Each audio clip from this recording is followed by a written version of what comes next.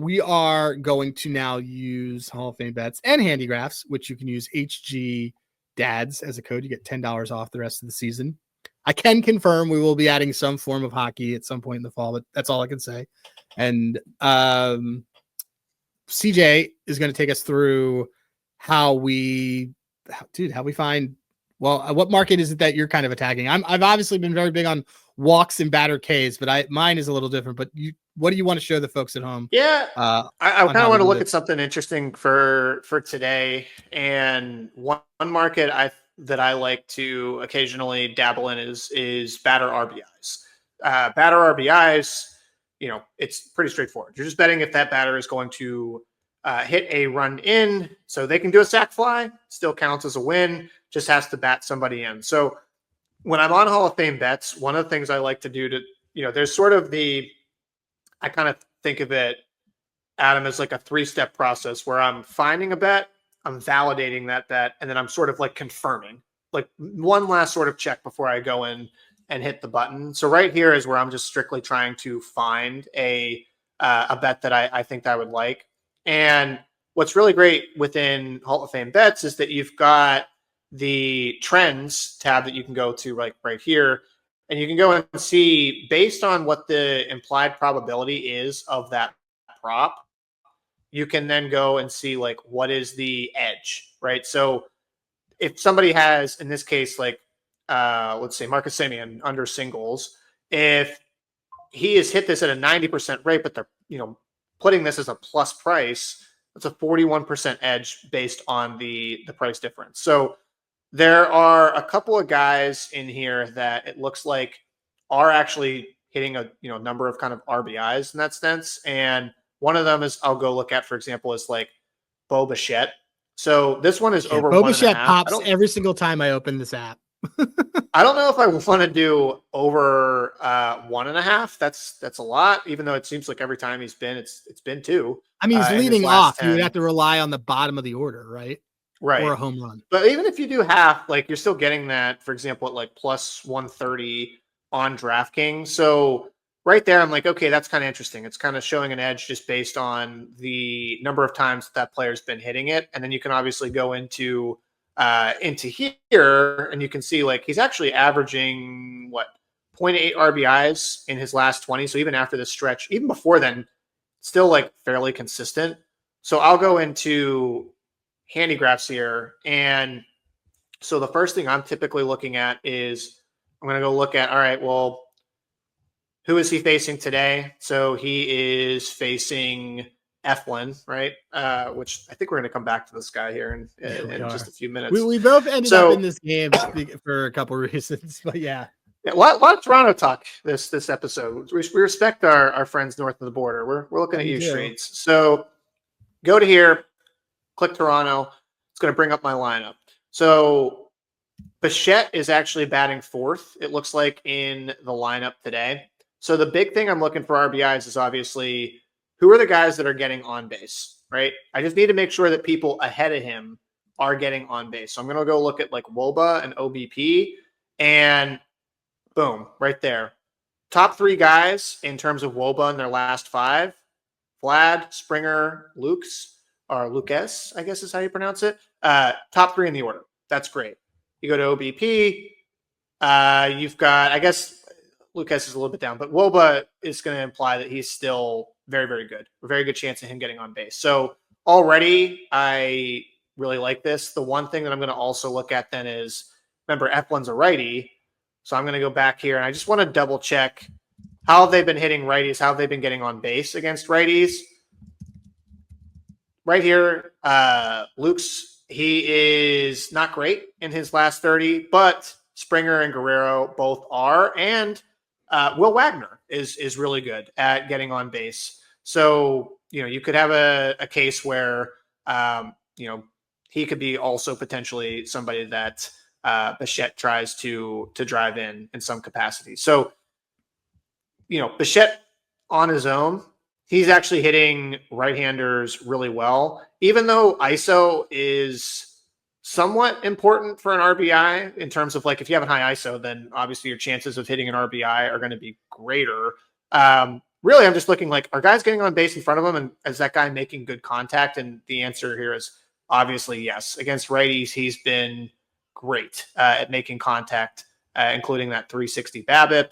And you go look at him on the season. That's kind of my last sort of check here is, 293, 331. So that's not like it's a crazy outlier based on his season average. He tends to do pretty well there. So for me, man, Bo Bichette, 2 RBI. If you want to go for 2+ RBIs, I mean, Yeah, what is that? That's plus 430 compared to plus 130. So, like if you look how many times he's done it. Like he's done it a lot. So that's why I'm like, yeah, and from a 2 RBI standpoint, he has hit this 40, is that right? 42%. Oh, wait, sorry, that's at 2. I'm sorry, that was at least 1. Still 18%. Right? That's 20% of the season. That's great. That's really good. That's still pretty good. So it might even actually be that I go with the 2 RBIs here, but obviously if you want to play it a little bit safer, you can go to the plus 130. So staying within where you are right now, because last night I was in Hall of Fame bets, and I said, okay, well, let me see if I can try to find people, because I've been doing a lot of batter Ks. And instead, I stumbled across a split on a tier 1 player that I was shocked to find, and that number's actually gotten better, which I like it. So if you would please you can go to trends, and you can just do trends and sort it by total bases and over, and you'll be able to see right down the last 5 is what I like to do, just to see what happens. Total bases. And do total bases, and then go, and then do over and scroll down, and you should see our friend Mr. Vlad Guerrero Jr. as you scroll down for over. There he is. There he is. All right. So normally, we're always talking about over 1.5 bases. His 1.5 bases is minus 140. Generally speaking, you think, oh man, I don't want to have to take the higher number. But here's the thing. And by the way, this at plus 210 is fantastic. He's on a tear, and we'll show you like the Handicapping backup data for this. But when you go to his site profile on Hall of Fame bets and the posing pitchers, look at his head-to-head, his history against Zach Eflin. He has a over 700 778. 778, yeah. He's homered in literally 10% of his plate appearances against. He is. It is absurd. And his bullpen numbers are fine. It's just that his against Eflin it's so monstrous that it looks like it's not as good as it is. But he's been fantastic against his bullpen too. But then you scroll down and look at his total bases over this last 10 days. Actually, it is so rare that you can find somebody who has, and these odds are so much better on ESPN than they are everywhere else, that 3 bases is a good bet versus paying the juice for the over 1.5.